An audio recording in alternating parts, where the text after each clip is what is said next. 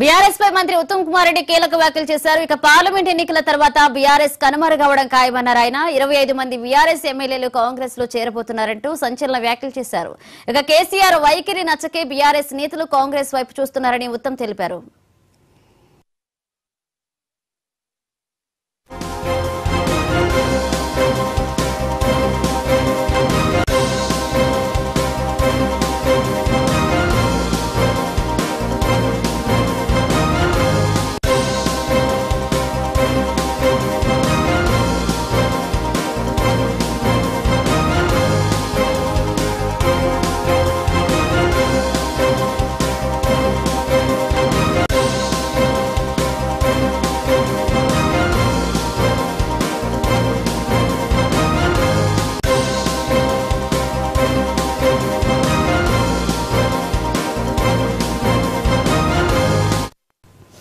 ఇకిదిలా ఉంటే కాసేపట్లో తుకుగూడలో జనజాతర పేరుతో బహిరంగ సభను నిర్వహించనున్నారు. ఇక లోక్సభ ఎన్నికలకు సమరశంఖం పూరించనున్నారు. ఎన్నికల మేనిఫెస్టోను సైతం ప్రకటించనున్నారు.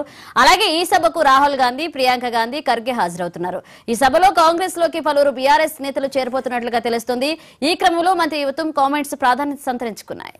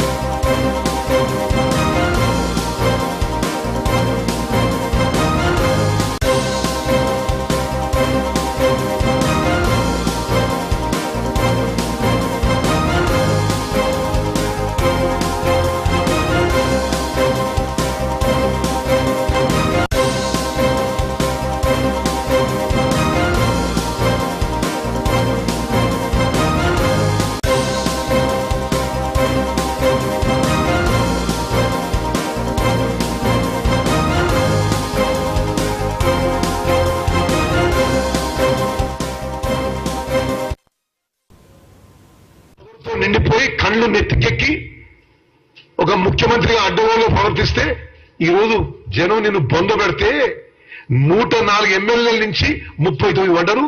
ఆ 39లో మరి 25 మంది కాంగ్రెస్ చేరబోతున్నారు.